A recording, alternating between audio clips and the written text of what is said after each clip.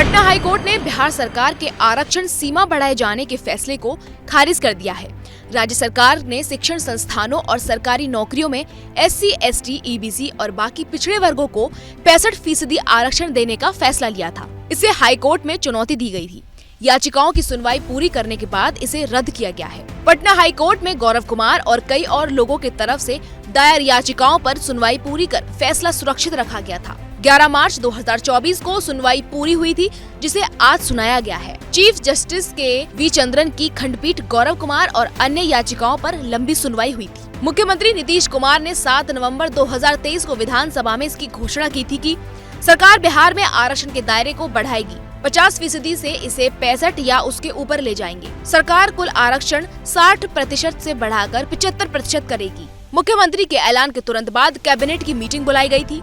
2.5 घंटे के अंदर कैबिनेट ने इस प्रस्ताव पर मुहर लगा दी थी। इसके बाद इसे शीतकालीन सत्र के चौथे दिन 9 नवंबर को विधानमंडल के दोनों सदनों से इसे पारित भी कर दिया गया था। बिहार में आरक्षण का दायरा बढ़कर 75% पहुंचाया था। बिहार में 15% आरक्षण का दायरा बढ़ाया गया था। नौकरी और शिक्षण संस्थानों में SC, ST, EBC, OBC को अब 65% आरक्षण का लाभ देने का प्रावधान दिया गया था। बिहार सरकार के बजट प्रकाशित करने के बाद यह लागू हुआ था। बिहार विधानसभा के शीतकालीन सत्र के चौथे दिन 9 नवंबर 2023 को आरक्षण संशोधन विधेयक 2023 पेश हुआ। दोनों सदन में सर्वसम्मति से पास किया। इसमें आरक्षण का दायरा बढ़ाकर 75% करने का प्रावधान है। राज्य के मुख्य विपक्षी दल भाजपा ने बिल को अपना समर्थन दिया है।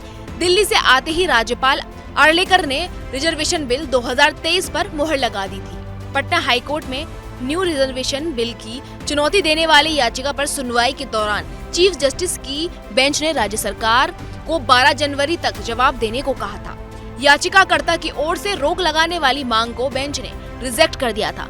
याचिकाकर्ता ने नए आरक्षण बिल को गैर संवैधानिक बताते हुए इस पर रोक लगाने की मांग की थी। चीफ जस्टिस ने सुनवाई करते हुए कहा था कि फिलहाल इस बिल पर रोक नहीं लगाई जा सकती।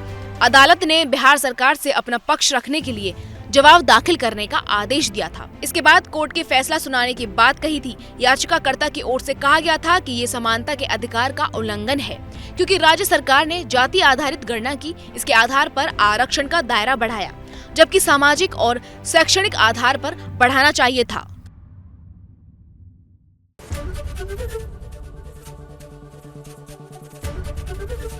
ABP गंगा, खबर आपकी, जुबान आपकी।